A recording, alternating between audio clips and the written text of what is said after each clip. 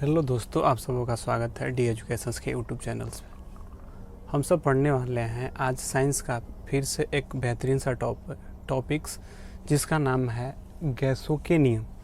आज के क्लास में हम लोग देखेंगे कि गैस के नियम क्या है और कौन कौन से इससे क्वेश्चंस बन सकते हैं, और जो क्वेश्चंस बन सकते हैं कैसे बन सकते हैं उसको भी देखेंगे, और गैस में किन किन नियमों से ज़्यादा क्वेश्चंस पूछा जाता है उसको भी देखते हैं।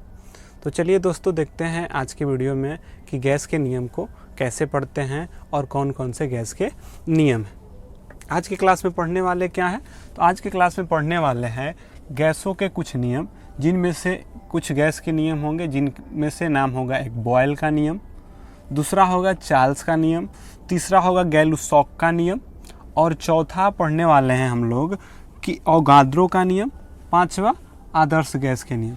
यानी कि आज के क्लास में हम गैस के जो 5 नियम आते हैं 5 नियमों को पढ़ने वाले हैं, जिनमें से पहला बॉयल्स के नियम को पढ़ेंगे, दूसरा चार्ल्स के नियम को, तीसरा गैलुसॉक, चौथा अवोगाद्रो के नियम, और पांचवा जो होता है आदर्श गैस के समीकरण को पढ़ेंगे कि आदर्श गैस का समीकरण कैसे आता है और इनसे कैसे कैसे क्वेश्चंस बन सकते हैं।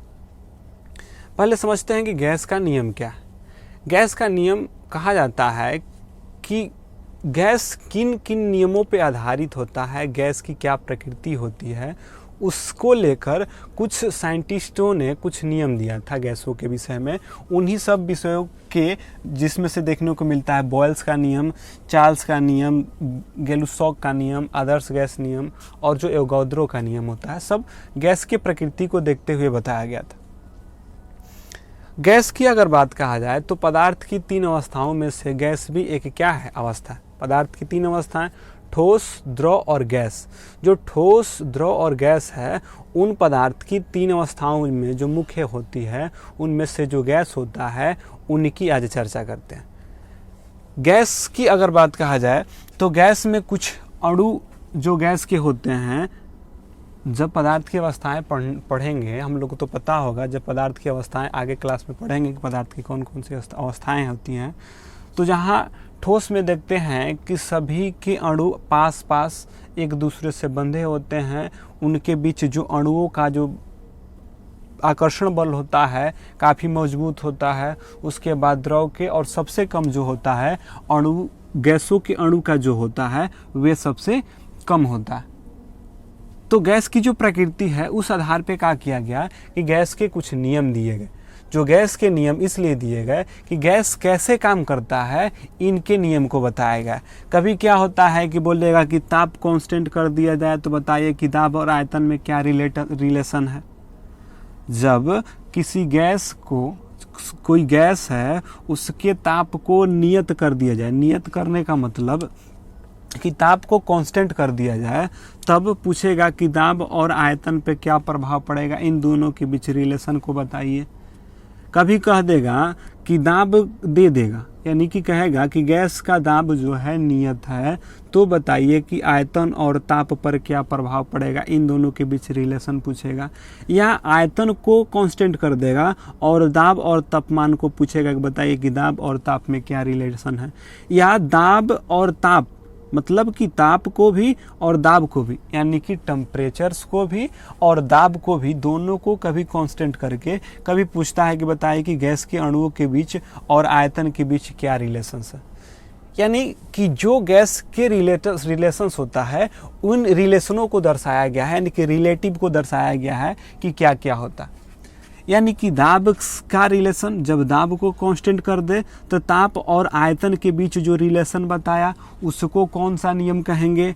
जब तापमान को नियत कर दे और पूछे कि तापमान के नियत के बाद आयतन और दाब के बीच जो रिलेशंस बनता है इसको किसने दिया था। या कह देगा कि आयतन को निश्चित कर दीजिए और ताप और दाब के बीच को रिलेशन बताइए। तो इन सारे नियमों को आज के क्लासों में पढ़ने वाले हैं कि इन सब के नियमों के बारे में, इनके संबंधों के बारे में कौन कौन से नियम को दिया गया है कि जब दाब को कांस्टेंट कर देता है तो ताप और आयतन के बीच रिलेशन को बताता है। तो कौन सा नियम बताता है? या जब ताप को नियत कर दे और दाब और आयतन के बीच का रिलेशंस पूछे कि इन दोनों के बीच का रिलेशंस क्या है उसको बताइए, तो उसको भी देखेंगे। या आयतन को कांस्टेंट कर दे और ताप और दाब के बीच रिलेशन हो तो उनको जानेंगे। तो चलिए स्टार्ट करते हैं कि रिलेशंस पहले पढ़ना स्टार्ट करते हैं। हम स्टार्ट करते हैं कि ताप को जब कांस्टेंट कर दे, ताप को कांस्टेंट करने का मतलब कि जितना उसका तापमान दिया जा रहा है, मानते हैं कि 20 डिग्री सेंटीग्रेड तापमान इसका दिया जा रहा है, तो तापमान को न तो बढ़ाया जा रहा है नहीं घटाया जा रहा है, इसका तापमान को कांस्टेंट कर दे। जब तापमान को कांस्टेंट कर दे तो कहेगा कि बताइए आयतन जो होगा इसके दाब के बीच का क्या रिलेशन होगा, यानी कि आयतन क्या होगा दाब की अपेक्षा। जब ताप नियत हो तो आयतन क्या होता है दाब से, उसको समझते हैं इन सब के नियमों का। पहला है बॉयल्स का नियम कि बॉयल्स का नियम क्या है। पहला टॉपिक्स में पढ़ेंगे हम लोग कि बॉयल्स का नियम क्या है। बॉयल्स का नियम कहता है कि बॉयल्स लॉ या बॉयल्स का नियम कहता है कि जब तापमान नियत हो, यानी कि क्या यहाँ पे कह रहा है कि जब आपको तापमान नियत करने की बात कह रही है, यानी कि जो ताप दिया गया हो जो ताप दिया गया है उसको कांस्टेंट करने की बात कहा कि यह जो है अब क्या कर दीजिए, आप उसको कांस्टेंट या नियत कर दीजिए। जब आपको ताप नियत कर दिया जाए तब क्या रिलेशन बनेगा आयतन और दाब में, इसको कौन बताता है? तो इसको जो बताता है वे होता है क्या, तो बॉयल्स का नियम। यानी कि जब तापमान को नियत कर दिया जाए तो प्रेशर्स यानी कि दाब और वॉल्यूम यानी कि आयतन के बीच जो संबंध को बताता है वे होता है बॉयल्स के नियम। यानी कि आपसे कोई पूछे कि जो गैस के नियम होते हैं, गैस में जब ताप को नियत कर दिया जाए तो दाब और आयतन के बीच का जो रिलेशन बताता है कि दाब और आयतन के बीच कैसा रिश्ता है, यानी कैसे रिलेशन बनाता है, तो जो पूछेगा कि किनका नियम है तो कहेंगे कि बॉयल का नियम है। किसका नियम है? बॉयल का नियम।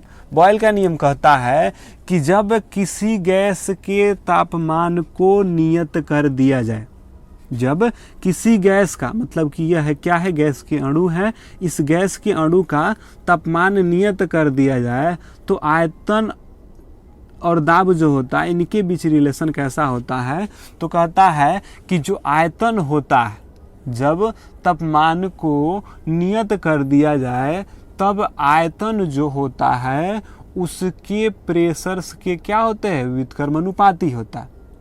इसका मतलब क्या कि जब आप तापमान को निश्चित कर दीजिएगा, तापमान को न बढ़ाइएगा न घटाइएगा, और जब न तापमान बढ़े न घटे तो कहेगा कि दाब और आयतन के बीच कैसा रिलेशन है, तो कहता है कि दाब जो होता है उसके आयतन की क्या होता है, या दाब और आयतन के बीच कैसा रिलेशन है, तो कहता है कि जो उसका आयतन होगा उसके दाब के व्युत्क्रमानुपाती होगा। यानी कि इसका जो आयतन होगा इसके दाब के व्युत्क्रमानुपाती होगा। व्युत्क्रमानुपाती कहने का मतलब होता है कि आयतन और दाब में उल्टा का रिलेशन। व्युत्क्रमानुपाती मतलब कि उल्टा, जबकि कोई कहे कि अनुक्रमानुपाती या समानुपाती मतलब कि दोनों समान स्थिति में, अनुक्रम में या समान अनुपात में हो, उसको अनुक्रमानुपाती या समानुपाती दोनों एक चीज होता है। लेकिन व्युत्क्रमानुपाती मतलब होता है कि उल्टा रिलेशन होना। यानी कि कहेगा कि जब ताप को नियत कर देंगे तो जो दाब होता है और आयतन के बीच कैसा रिश्ता होता है, तो कहेंगे कि उल्टा का रिश्ता होता है, मतलब कि निगेटिव होता है। मतलब कि निगेटिव कहने का मतलब कि निगेटिव नहीं कह सकते, कि एक दूसरे के क्या होते हैं, अपोजिट होते हैं। यानी कि जब दाब को बढ़ा देंगे तो आयतन क्या होता जाएगा, कम होता जाएगा। जब दाब को घटा देंगे तो आयतन क्या होता जाएगा, बढ़ता जाएगा। तो यहाँ से बॉयल्स का नियम कहता है कि जो आयतन होता है उसके प्रेशर के क्या होते हैं, व्युत्क्रमानुपाती। व्युत्क्रमानुपाती मतलब कि 1/p में होता है। तो कहिएगा आप कि ये तो आप बताए कि दाब जो होता है उसके आयतन के व्युत्क्रमानुपाती होता है, तो क्या हमको इसको रटना पड़ेगा? तो जी नहीं, क्योंकि हम जानते हैं कि जो गैस के अणु होते हैं, ठोस, द्रव और गैस, जो गैस के अणु होते हैं उनके अणु दूर दूर, यानी कि उनके बीच जो स्पेस होता है बहुत अधिक होता है, यानी कि जो उनके बीच एक अणु से दूसरे अणु के बीच जो गैप होता है, यानी कि जो एक अणु है, एक अणु और दो अणुओं के, एक से दो अणु के बीच जो गैप होता है बहुत अधिक होता है। और हमको पता है कि जब स्थान अधिक है और उसको ऊपर से किसी से दबाया जाए, मतलब कि जब प्रेशर को बढ़ाया जाए तो दोनों एक दूसरे से क्या होंगे, पास पास आते जाएंगे। जब पास पास आएंगे तो आयतन क्या होगा, कम घेरेगा। फिर से समझते हैं, ध्यान से समझते हैं कि क्या कहता है। हम जानते हैं कि गैस के अणुओं के बीच क्या होता है, गैप अधिक होता है। जब गैस के अणुओं के बीच गैप अधिक होता है तो हम क्या करते हैं कि जब उसको प्रेशर से, यानी कि उसको जब दबाएंगे तो जो गैप उसका इतना था, दबाने के बाद इतना होता जाएगा। यानी कि जो अणुओं के बीच जो गैप बना हुआ था, जो स्पेस अधिक था, दाब बढ़ाने से एक दूसरे के क्या होते जाएंगे, पास होते जाएंगे। पास होते जाएंगे तो जो आयतन घेरता था, आयतन क्या होता है, आयतन कहता है कि लंबाई, चौड़ाई और ऊंचाई, यानी कि जिसमें लंबाई और चौड़ाई क्या, लंबाई, चौड़ाई और ऊंचाई हो, वही तो आयतन होता। यानी कहने का मतलब कुछ ऐसा लंबाई में घेर रहा था, ऐसा ऊंचाई में घेर रहा था और कुछ लंबाई चौड़ाई में घेर रहा था। तो कुछ ना कुछ मानते हैं कि जब अलग अलग अणु होंगे इतना इतना दूर पे, तो इतना आयतन घेर रहे थे। कितना आयतन घेर रहे थे, इतना आयतन घेर रहे थे। जब इस पर किसी चीज का प्रेशर दे दिया जाए, यानी कि जब इसको दबाया जाता है, तो जब दबाएंगे तो अब ये अणु क्या हो जाएंगे, पास पास आ जाएंगे। जब अणु पास पास आ जाएंगे तो अब आयतन कितना घेरेंगे, इतना घेरेंगे। यानी कि जब दाब बढ़ाया जाए तो उसका आयतन क्या होता है, तो कम होता है। और जब दाब को कम किया जाए जब दाब को कम कीजिएगा तो गैस के अणु एक दूसरे से तो ज़्यादा दूर दूर होते हैं, तो कुछ और दूर होते जाएंगे, और दूर अधिक होते जाएंगे तो उसका आयतन क्या होता जाएगा, बढ़ता जाएगा। इसीलिए कहा जाता है कि जब तापमान को नियत कर दिया जाए तो दाब जो होता है और जो आयतन होता है, यानी कि आयतन उसके दाब के व्युत्क्रमानुपाती होता है। यानी कि दाब बढ़ाएंगे, आयतन दाब बढ़ाएंगे, जब दाब को क्या करेंगे, बढ़ाएंगे। यानी कि यहाँ से ऊपर से क्या करते हैं, इतना इतना अणु था, अब क्या करते हैं, दाब बढ़ाते हैं। जब दाब बढ़ाएंगे तो यह प्रेशर जब इनके अणु के क्या होंगे, पास आते जाएंगे। जब यह अणु पास आते जाएंगे तो इनके बीच क्या होते जाएंगी, आयतन कम होता जाएगा। यानी कि तापमान को जब नियत कर दिया जाए तो आयतन जो होता है उसके दाब के व्युत्क्रमानुपाती होता है। यह क्रिया, यानी कि यह नियम किसके नियम है, तो बॉयल्स का नियम है। यह नियम किसने दिया था, तो बॉयल्स का नियम ने दिया था, यानी बॉयल साहब के द्वारा दिया गया था। तो कई पूछे कि आयतन जो होता है, गैस का जो आयतन होगा, कोई पूछे कि आपसे गैस का आयतन पर दाब का कैसा प्रभाव है, तो कहेंगे कि उल्टा प्रभाव होता है। कहने का मतलब कि जब हम दाब बढ़ाएंगे तो आयतन क्या होता जाएगा, कम होता जाएगा। और जब दाब कम करेंगे, दाब कम आयतन ज़्यादा, दाब अधिक क्या, और आयतन, जब दाब अधिक आयतन कम, जब दाब कम आयतन अधिक होता जाएगा। इन बातों को आप क्या रखेंगे, ध्यान से रखेंगे। तो बॉयल्स का नियम क्या कहता है कि जब ताप को आप नियत कर दें तब क्या होगा, जब ताप को नियत कर दें, तो जब अब ई ताप को नियत कर दीजिएगा तो अब रिलेशंस किससे पूछेगा, दाब और आयतन से। तो जब दाब और आयतन में कैसा रिलेशंस है, तो एक दूसरे से व्युत्क्रम होता। तो कहिएगा कि इसको कैसे याद किया जाता है, तो हम लोग कैसे याद करते हैं कि जो तापमान होता है, इसको अब यहाँ भूल जाता है लोग कि यहाँ पर अनुक्रमानुपाती होता है कि समानुपाती होता है बॉयल्स के नियम में। तो कहेंगे कि ब से बॉयल और व से व्युत्क्रम, यानी कि वॉयल्स का नियम एक दूसरे के क्या होते हैं, व्युत्क्रम होते हैं। अब रहा इसमें निश्चित क्या होता है, जब वॉयल ब से वॉयल का नियम व से व्युत्क्रम, यानी कहेंगे कि आयतन जो होता है उसके प्रेशर्स के क्या होते हैं, व्युत्क्रम अनुपाती होते हैं, तो उसको बॉयल का नियम कहते हैं। और कभी कभी ई याद रखने के लिए हम लोग कैसे याद रखते थे कि यह तापमान को नियत किया जाए कि जब ताप को दिखाया जाए तो बैल भागता है, जब ताप को दिखाया जाए तो बैल भागता है, ऐसे याद रखते थे। तो हम लोग की यानी कि बॉयल को नियम को जानने के लिए, यानी बॉयल में किस चीज़ का कांस्टेंट होता है, तो कहते हैं कि तापमान का कांस्टेंट होता है। यानी कि बॉयल में क्या नियत होता है, तो तापमान नियत होता है। तो यहाँ तक याद हो गया कि ब से बॉयल व से व्युत्क्रम, यहाँ क्या हुआ, व्युत्क्रम हुआ। बैल को क्या दिखाया जाएगा, तो ताप दिखाया जाएगा, यानी कि ताप क्या होगा, कांस्टेंट होगा। तो कहेंगे कि जब ताप नियत हो तो उसके आयतन और प्रेशर के बीच कैसा संबंध होता है, तो व्युत्क्रम का संबंध होता है। अब व्युत्क्रम के साइन को हटाने के लिए, जब व्युत्क्रम के साइन को हटाकर अब क्या लाते हैं, इक्वल का साइन लाते हैं। तो जब व्युत्क्रम का साइन हटेगा, इक्वल का साइन आएगा, तो एक कांस्टेंट टर्म के रूप में के आ जाता है। जब व्युत्क्रम के या समानुपाती के जो शब्द को हटाते हैं और उसके बीच इक्वल का साइन लाते हैं, तो कोई ना कोई कांस्टेंट टर्म आता है। तो यहाँ अनुक्रम अनुपात, जो व्युत्क्रम अनुपाती है उसका सूत्र हटाते हैं, तो उसके जगह पर आया इक्वल, और इसके बदले में क्या आ गया, के कांस्टेंट आ गया। अब क्या करते हैं कि के को क्या किया, तिरछा तिरछी गुणा, यानी क्रॉस मल्टीप्लिकेशंस किए, तो के कुछ नहीं है तो 1 से इसमें गुणा होगा तो के, और भी से गुणा होगा तो क्या होगा, VP। तो कहेंगे कि आयतन तो यहाँ तक ठीक है। तो कभी कभी पूछता है कि जब नियत तापमान हो तो जो नियतांक, जो कांस्टेंट टर्म के बराबर क्या होता है, तो कहेंगे कि उसके आयतन और प्रेशर्स के बीच, यानी कि उसके आयतन और प्रेशर्स के बीच क्या होता है, गुणनफल का क्या होता है, संबंध होता है।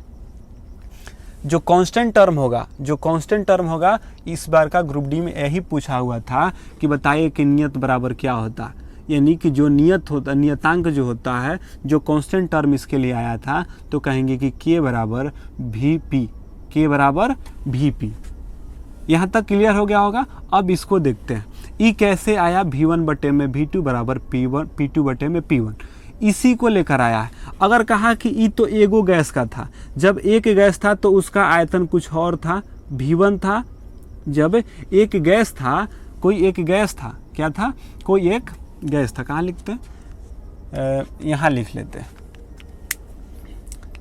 ई कैसे आया, इसको देखते हैं, तो समझते हैं। यहाँ पर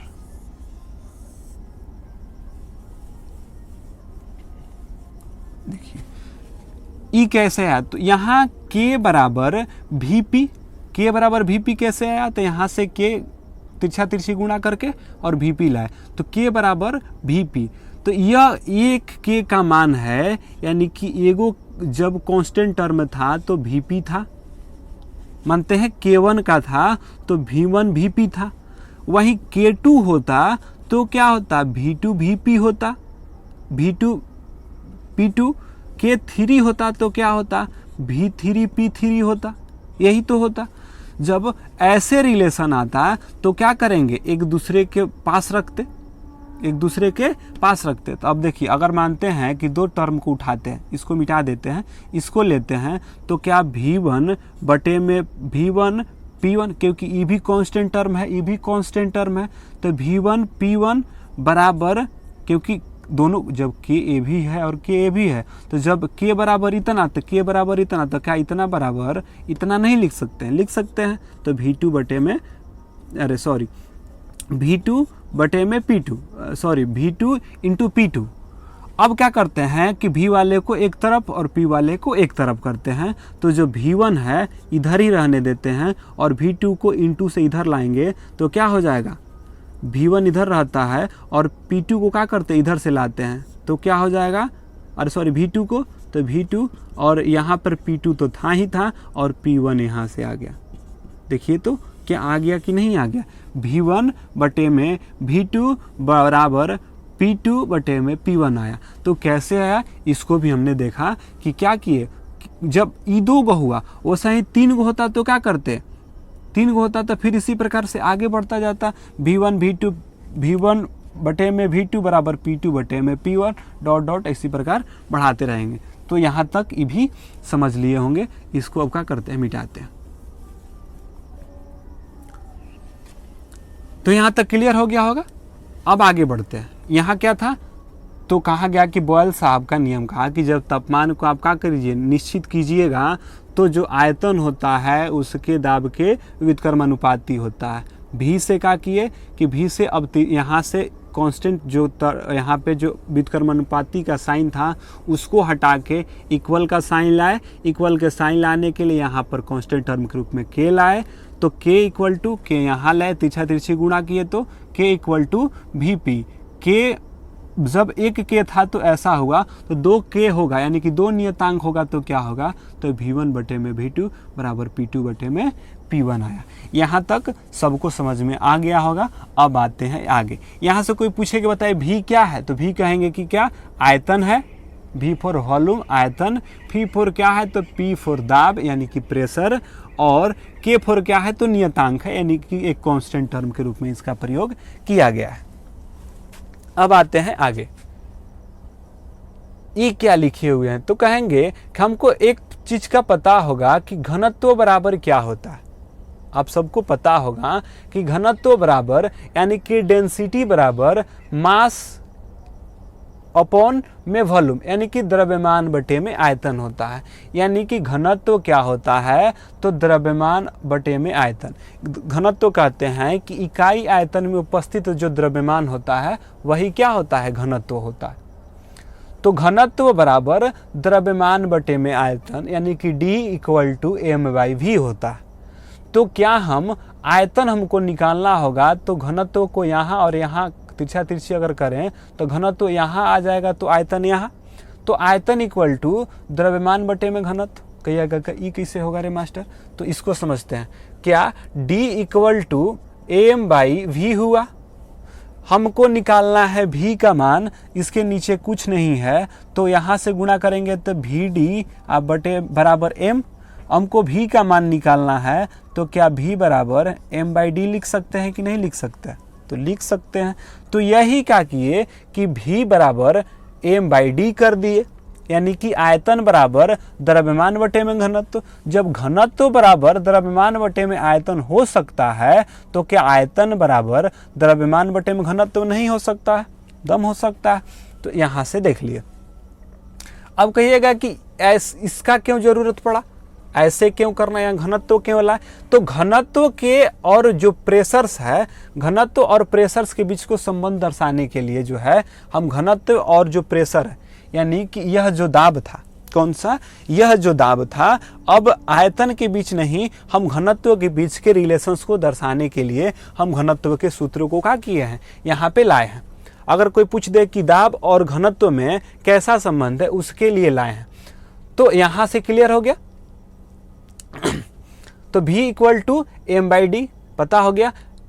यहाँ घनत्व था, यहाँ आयतन था, आयतन को उठाकर यहाँ लाया, घनत्व को उठाकर यहाँ ला दिए, तो V इक्वल टू m/d होता है। अब एक यहाँ पे कांस्टेंट टर्म E कहाँ से आया, V बराबर k/p, तो V बराबर k/p। इसको समझने में कोई दिक्कत नहीं होगा। यही कांस्टेंट टर्म E वाला टर्म को क्या किए, यहाँ उठाकर लाए, यानी कि V इक्वल टू k/p लाए। जब आयतन कहता है कि आयतन उसके प्रेशर्स क्या होते हैं, व्युत्क्रमानुपाती होता है।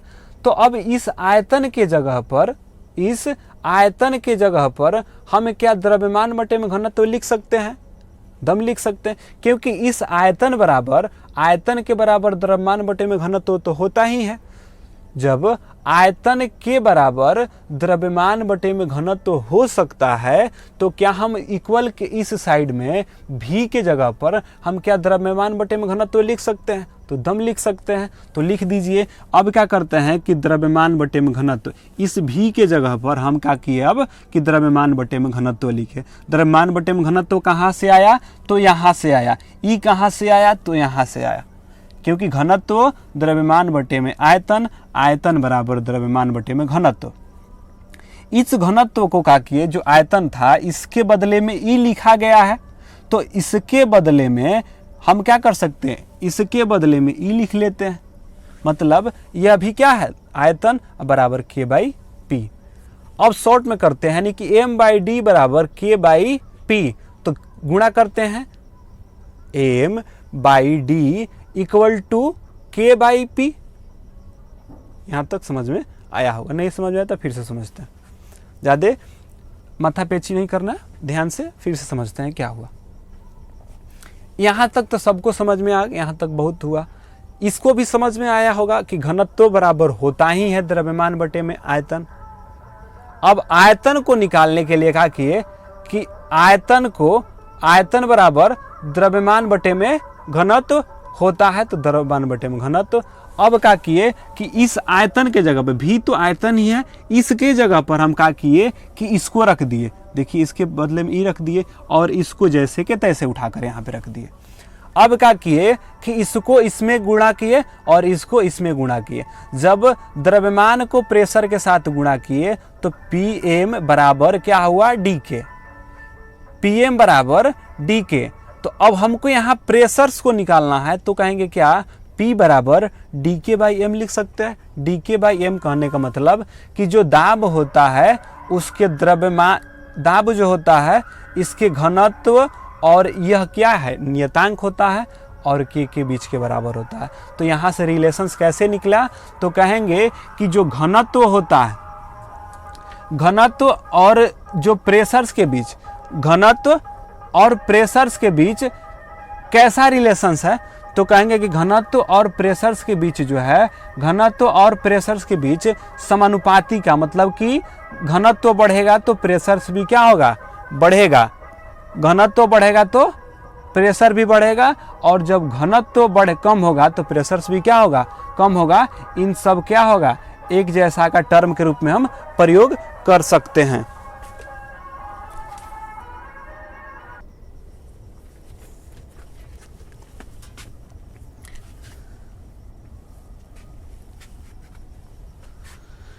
यहां तक क्लियर। अब आते हैं, इसको देख लिए। तो कोई पूछे कि आप बताइए कि दाब और घनत्व के बीच कैसा संबंध है, समानुपाती का या व्युत्क्रमानुपाती का। कहेंगे कि दाब और घनत्व के बीच समानुपाती का, यानी कि दाब बढ़ेगा घनत्व बढ़ेगा, घनत्व और दाब क्या होंगे, एक दूसरे से समान अनुपात में। ऊ भी बढ़ेगा तो ई भी बढ़ेगा, दाब बढ़ेगा घनत्व बढ़ेगा, घनत्व बढ़ेगा दाब बढ़ेगा, यानी कि इन दोनों के बीच क्या है, समानुपाती का रिलेशंस है। लेकिन वहीं जो द्रव्यमान होगा, द्रव्यमान से दाब का क्या होगा, व्युत्क्रमानुपाती होगा। वहीं आयतन और दाब के बीच भी क्या था, व्युत्क्रमानुपाती था। लेकिन दाब और घनत्व के बीच समानुपाती का रिलेशंस होता है। तो यहाँ तक उम्मीद होगा कि आप लोगों को समझ में आ गया होगा। अब आते हैं आगे, देखते हैं आगे क्या है, आगे समझते हैं। दूसरा नियम है चार्ल्स का नियम। चार्ल्स का नियम क्या करता है कि चार्ल्स का नियम कहता है कि जब दाब को क्या कर दिया जाए, नियत कर दिया जाए। अगला में बॉयल्स में तापमान को नियत कर रहा था, यानी जो ताप था उसको नियत किया जा रहा था। अब किसको नियत करना है, तो दाब को नियत करना है। अब क्या किया गया कि इस बार दाब को क्या किया गया, नियत रखा गया, यानी कि दाब से छेड़छाड़ नहीं करने की बात कह रहा है कि दाब को आप क्या कीजिए, कांस्टेंट कर दीजिए। जब दाब आप कांस्टेंट कीजिएगा तब बताइए कि आयतन और ताप के बीच कैसा रिलेशंस होगा, आयतन और ताप के बीच कैसा रिलेशन होगा। आप सोचिए कि गैस है, क्या है, गैस है, और गैस को जब आप तापमान दीजिएगा, यानी कि ताप को बढ़ाइएगा, टेम्परेचर्स बढ़ाइएगा, तो इसका आयतन बढ़ेगा कि नहीं बढ़ेगा। क्योंकि जो अणु एक तो ऐसे ही दूर था और इसको प्रेशर्स उष्मा मिल जाने के कारण इसमें ऊर्जा बढ़ गया, और ऊर्जा बढ़ने के कारण क्या होता जाएगा, और आयतन बढ़ता जाएगा, यानी कि इसके बीच के जो अणुओं का गैप था और बढ़ता जाएगा। जो अणु इनके बीच पहले ऐसे हुआ करते थे, क्या कर रहे थे, ऐसे हुआ करते थे, अब इसके तापमान मिल जाने से और क्या होके बढ़ के ऐसे हो जाएंगे। क्योंकि अब दाब बढ़ाया या घटाया कुछ नहीं जा रहा है, जितना था उतना ही था, लेकिन नीचे से बढ़ा रहे हैं। जब नीचे से बढ़ाएंगे तो इसका आयतन क्या होता जाएगा, बढ़ता जाएगा, और जब ऊपर से दबाएंगे तो क्या होता जाता है, घटता जाता है। तो यही चार्ल्स का नियम कहता है कि जब आप दाब को नियत रखें, जब आप दाब को नियत रखें तब उनके बीच आयतन और जो तापमान है उनके बीच समानुपाती का रिलेशन होता है, यानी कि समान अनुपात में बढ़ने का उसमें नियतांक होता है। यानी कि जब आप दाब को कांस्टेंट कर दीजिएगा तो ताप और आयतन के बीच जो रिलेशन होगा समान अनुपात में होगा, यानी कि ताप बढ़ाएंगे तो आयतन क्या होगा, बढ़ेगा। जब ताप बढ़ाएंगे तो आयतन क्या होगा, बढ़ेगा, और जब ताप घटाएंगे तो आयतन क्या होता जाएगा, कम होता जाएगा।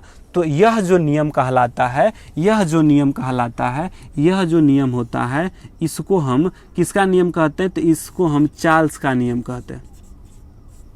क्या कहते हैं, चार्ल्स का नियम कहते हैं।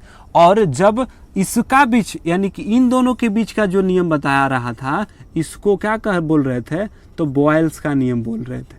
क्या बोल रहे थे, बॉयल्स का। जब P से T का रिलेशंस को बताए तो बॉयल्स का नियम, और जब V से जब T का, P से V का बॉयल, V से T का चार्ल्स का नियम बताता है। तो चार्ल्स बराबर क्या हुआ, चार्ल्स के नियम में कहा गया कि जो इसका आयतन होता है उसके तापमान पर समानुपाती होता है, यानी कि ताप बढ़ाइएगा तो भी क्या होगा, बढ़ता जाएगा, यानी कि आयतन बढ़ते जाएंगे।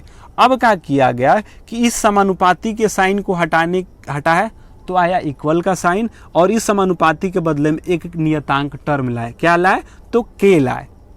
के नियतांक जो टर्म था, अब क्या किए कि v बराबर के टी हो गया। अब हमको k का अगर मान निकालना होगा तो t को क्या करेंगे, इधर भेजेंगे। यह मल्टीपल में t था तो इधर आके क्या हो जाएगा, भागा में, यानी कि t भागा में चल जाएगा v के। तो k बराबर v बाई टी होता है। अब k बराबर v बाई टी है, जब k बराबर v बाई टी है, अगर एक k का मान v बराबर v टी है, यही ना है, k बराबर क्या है, v बाई टी है। जब एक k का मान v बाई टी है तो दो k का मान होता तो क्या होगा, ये v1 t1 था तो v2 t2 होगा, यही तो होगा। e भी k है और e भी क्या है, k है।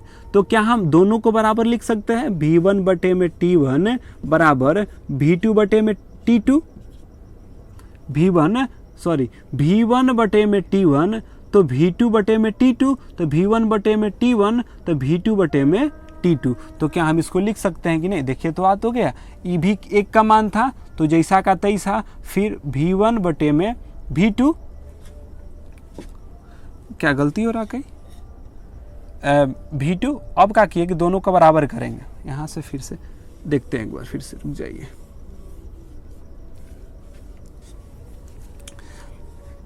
यहाँ क्या था, k बराबर v बाई टी था, k बराबर v बाई टी था, तो k बराबर v बाई टी था, तो एक v1 क्या था, v बाई टी था।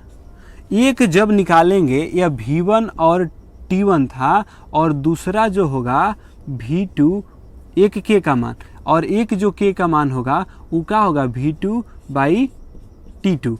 जब v2 बाई t2 होगा तो इन दोनों के बीच कैसा रिलेशंस था, ऐसा रिलेशंस था। उसके बाद ऐसे निकालेंगे तो इस टर्म के रूप में आ जाएगा v1 बाई v2 बराबर t1 बाई t2 के रूप में आ जाता है। तो इसको रिलेशंस के रूप में हम क्या कर सकते हैं, निकाल सकते हैं। ये हुआ किनका नियम, तो चार्ल्स का नियम हुआ। दो को कांस्टेंट किए, एक बार दाब को, एक बार ताप को। अब किसको कांस्टेंट कर रहे हैं, तो अब इस बार क्या कर रहे हैं कि आयतन को नियत कर दे रहे हैं, यानी कि आयतन को जैसा का तैसा रख रहे हैं। अब जब आयतन को जैसा को तैसा रखेंगे, यानी कि कहा कि आयतन आपका हुआ सेम रह गया, यानी कि आयतन में कोई चेंजिंग की बात नहीं किया जा रहा है, तो पूछेगा कि इन दोनों के बीच का रिलेशन किसके द्वारा बताया जाएगा। जब तापमान निश्चित हो और इन दोनों के बीच का नियम जो बताएगा, यानी कि दाब और आयतन के बीच का जो नियम बताएगा उसको बॉयल का नियम।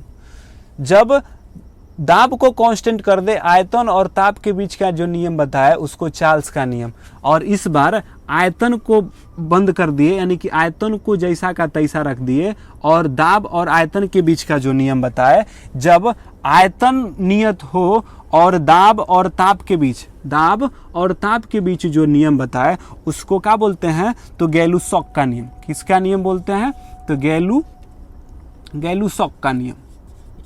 यह किसका नियम है, तो गैलू-सॉक का नियम है। वहां से क्लियर हो गया होगा। जब आप नीचे वाले को नियत कर दीजिएगा तो वह दाब और आयतन के बीच का जो नियम बताता है बॉयल। जब आप क्या करते हैं कि दाब को नियत कर देते हैं, जब यह छुप जाएगा तो इनके बीच का रिलेशन बताएगा, और जब ई छुप जाएगा तो इन दोनों के बीच का क्या होगा, नियम को बताएगा। तो गैलू-सॉक में क्या होता है कि जब आयतन को नियत कर दिया जाए तब क्या होता है कि दाब और ताप में समानुपाती होता है, यानी कि दाब समानुपाती होता है ताप के, यानी कि जब तापमान आप बढ़ाइएगा तो उसका दाब क्या होता जाएगा, बढ़ता जाएगा, क्योंकि जब नीचे से ताप देंगे, जब ताप देंगे तो इसका दाब भी क्या होता जाएगा, बढ़ता जाएगा। जब ताप कम करेंगे तो गैस क्या होते जाएंगे, दाब भी कम होते जाएंगे, क्योंकि जब तापमान देंगे तो इसके अणुओं के बीच क्या होगा, प्रसार बढ़ता जाएगा, प्रसार बढ़ेगा तो दाब बढ़ेगा, तो ताप बढ़ाने से दाब क्या होता है, बढ़ता है। तो कोई पूछे कि गैस में जब ताप, गैस के अणुओं को जब ताप बढ़ाया जाए, आयतन निश्चित हो तो क्या होगा, ताप बढ़ाएंगे तो दाब क्या हो जाएगा, बढ़ता जाएगा। तो दाब बढ़ाने से उसका तापमान क्या होता है, तो बढ़ता है। यह नियम किसका है, तो गैलू-सॉक का नियम है। अब इस टर्म को, यानी कि जो समानुपाती का टर्म था, इसको हटाए और बराबर में साइन का चिन्ह लाए। जब साइन का चिन्ह लाए तो उसके बदले में एक के टर्म आया, उसके बाद p बराबर के टी हुआ। तो क्या k बराबर p/t लिख सकते हैं, तो ऑफकोर्स लिख सकते हैं। जब p बराबर k/t लिख सकते हैं तो यहाँ पर भी तो लिख सकते हैं p1/p2 बराबर t1/t2। वही बात था जो कि p2 में यहाँ पे क्या था, P1/T1 बराबर P2/T2 हुआ करता था। फिर क्रॉस मल्टीप्लिकेशंस कीजिएगा तो क्या होगा, फिर वही चीज़ आ जाने वाला है। तो यहाँ से आप क्या कर सकते हैं, निकाल सकते हैं। तो इसको हम क्या कर सकते हैं, ऐसे लिख सकते हैं। एक देखते हैं अवोगाद्रो का नियम। अब क्या किया कि यहाँ पर तीनों का एक बार कांस्टेंट किए थे। एक बार ताप का जब कांस्टेंट किए, जब ताप को छुपा दिए, रख दिए, यानी कि कांस्टेंट किए, तो दाब और आयतन के बीच बॉयल्स का नियम। एक बार दाब को कांस्टेंट किए, तो जब दाब कांस्टेंट किए तो चार्ल्स का नियम, जब आयतन कांस्टेंट किए तो गैलू-सॉक का नियम। अब कहा कि ताप भी नियत कर दीजिए और दाब भी नियत कर दीजिए, मतलब कि इसको भी समान रखिए और इसको भी समान रखिए, तब गैस के अणु और आयतनों के बीच के जो संबंध बताता है उसको अवोगाद्रो का नियम कहते हैं। जब तापमान भी नियत हो और यहाँ पे क्या हो, दाब भी नियत हो, तो दोनों जब नियत होगा तो आयतन जो होता है उसके उपस्थित जो गैस के अणु होंगे उसके गैस के अणुओं की संख्या पे क्या होती है, निर्भर करती है। तो ये बात पता चल गया कि जब गैस के अणु को नियत कर दे, जब तापमान को भी नियत प्लस दाब को, तापमान प्लस दाब दोनों को जब नियत किया जाए, जब दाब और ताप दोनों एक साथ नियत हो, तो जो गैस के आयतन जो होंगे उनके अणुओं पर निर्भर करेंगे, यानी कि जितने नंबर में अणु होंगे उसके अणुओं पे निर्भर करते हैं। तो जब ताप और दाब दोनों निश्चित हो जाएं तो गैस के अणु जो होते हैं, गैस के अणु के पर जो होता है उसका आयतन निर्भर करता है, यानी कि नंबर ऑफ अणु जितने होंगे उसके बाद उसका आयतन उतना ही होता जाएगा, यानी जितना अधिक उसमें अणुओं की संख्या होगा उतना ही उसमें क्या होता जाएगा, आयतन होता जाएगा। तो यहाँ तक क्लियर हो गया होगा कि अवोगाद्रो का नियम क्या है। तो अवोगाद्रो का नियम कहता है कि जब ताप और दाब दोनों निश्चित हो तो उसके जो आयतन होता है उसके नंबर ऑफ संख्या के बराबर होता है। यहाँ तक आशा होगा कि आप लोगों को समझ में आ गया होगा। अब आते हैं इसको आदर्श गैस नियम को समझते हैं कि आदर्श गैस नियम कैसे आता है। आदर्श गैस नियम की अगर बात कहा जाए तो आदर्श गैस नियम कहता है कि वह गैस माने वैसा गैस जो प्रत्येक ताप पर, यानी कि प्रत्येक ताप करने का मतलब कि पर ताप पर प्रत्येक दाब पर, यानी कि यहाँ पे दो बात बोला, यानी कि पर टेम्परेचर से, यानी कि जो प्रत्येक तापमान पे और प्रत्येक दाब पे, प्रत्येक क्या पे, दाब पर, यानी कि वह गैस जो प्रत्येक ताप और प्रत्येक दाब पर गैसों के नियम का पालन करता है, यह जो सारे गैस के नियम है वे पालन करता है, यानी कि प्रत्येक ताप पर और प्रत्येक दाब पर जो गैसों का नियम का पालन करता है वही आदर्श गैस कहलाता है।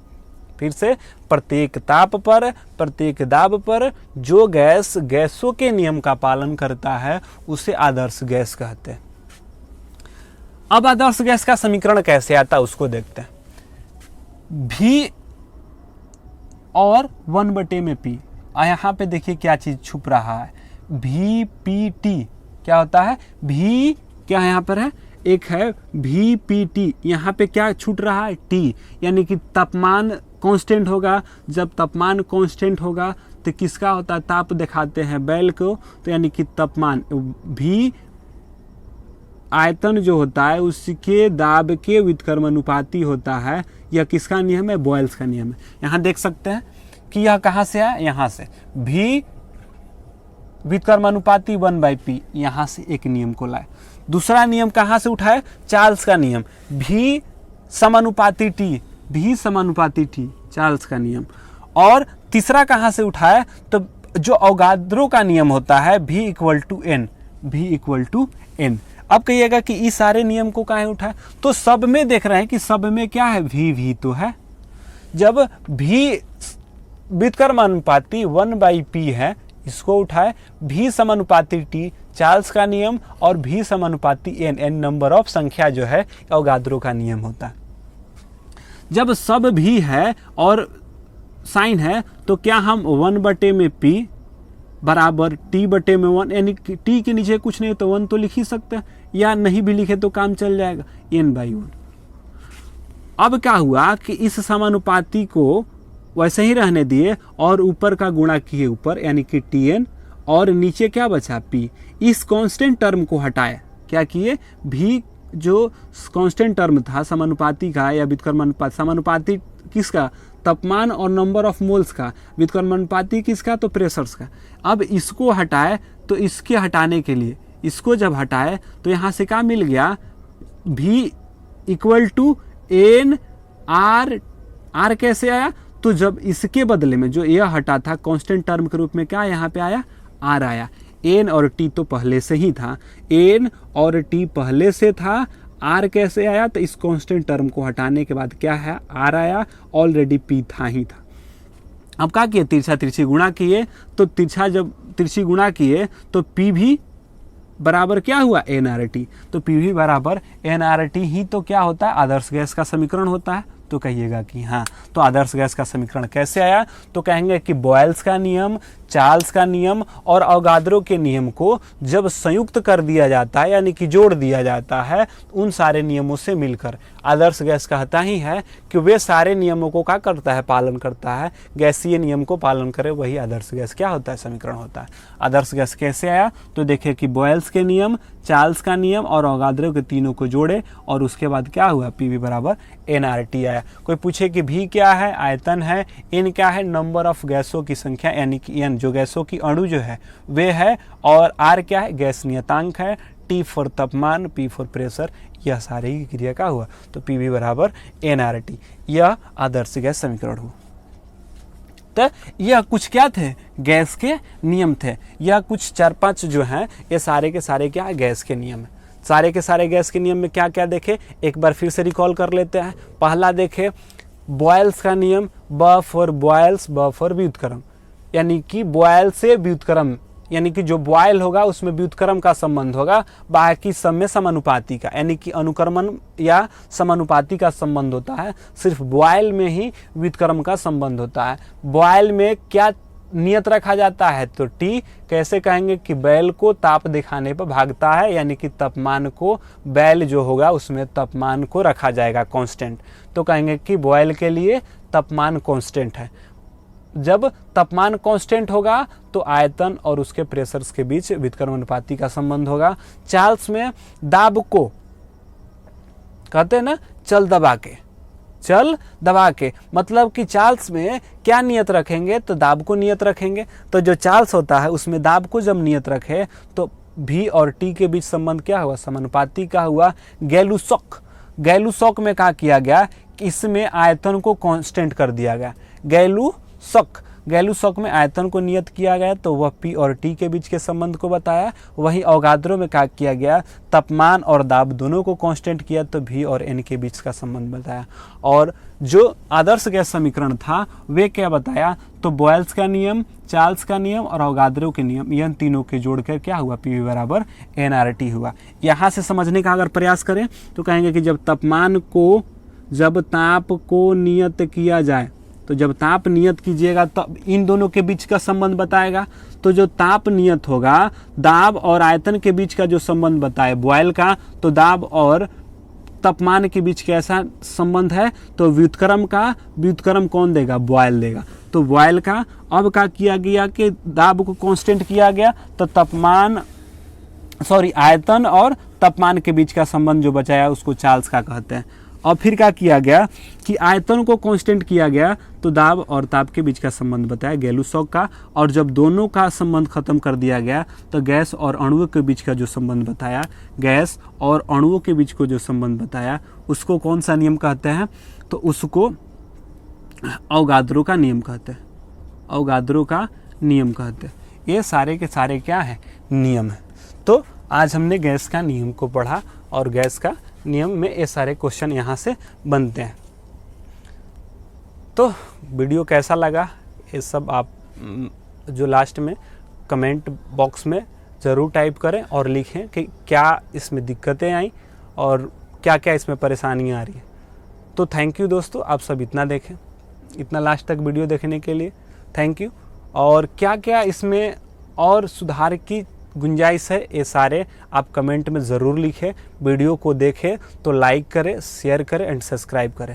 और डी एजुकेशंस के जो यूट्यूब चैनल है इसको बेहतरीन ढंग से प्रमोट भी करें ताकि आगे एक दूसरे को शेयर भी करें, दोस्तों को भी बताएं ताकि यह वीडियो का हो उन लोगों के लिए भी हेल्पफुल हो जो कि आने वाले जो परीक्षाएं हैं, जो ग्रुप डी का एग्ज़ाम होने वाला है जो अप्रैल या मई में,